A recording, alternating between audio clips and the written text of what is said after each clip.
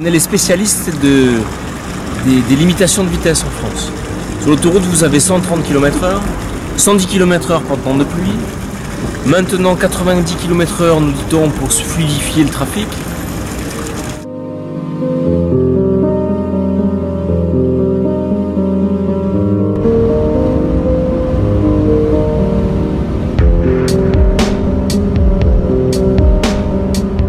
Vous avez aussi sur les zones de chantier des limitations de vitesse qui sont 70 km/h, 50 km/h, ça arrive.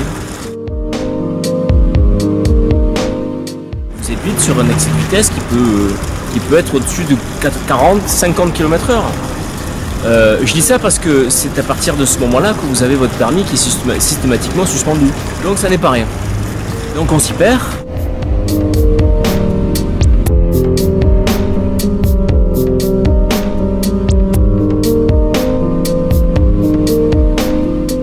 Sur la voie de gauche, si la limitation c'est 90 km/h, vous avez un article du code de la route qui vous explique qu'on ne peut pas rouler au-dessous de 80 km/h.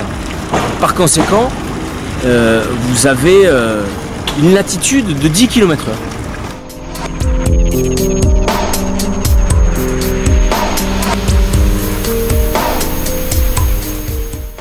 En deçà, c'est une infraction, au-delà, c'est une infraction.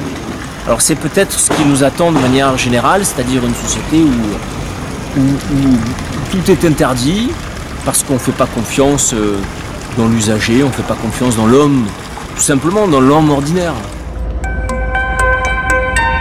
Il peut y avoir d'autres solutions en effet que limiter la vitesse de manière aussi drastique. C'est toujours pareil, la limitation de vitesse c'est fait à mon sens surtout pour pallier une négligence de l'État ou de l'autorité administrative. Regardez le 80 km/h, c'est un peu ce qui se passe. Ce serait quand même beaucoup plus efficace à mon sens d'améliorer l'état des routes, l'état des ponts, les passages à niveau.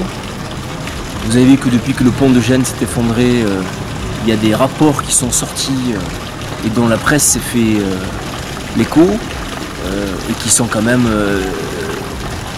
très intéressants mais surtout très inquiétants. Mais par contre ça c'est plus compliqué à faire et c'est beaucoup plus simple de s'en prendre à l'individu.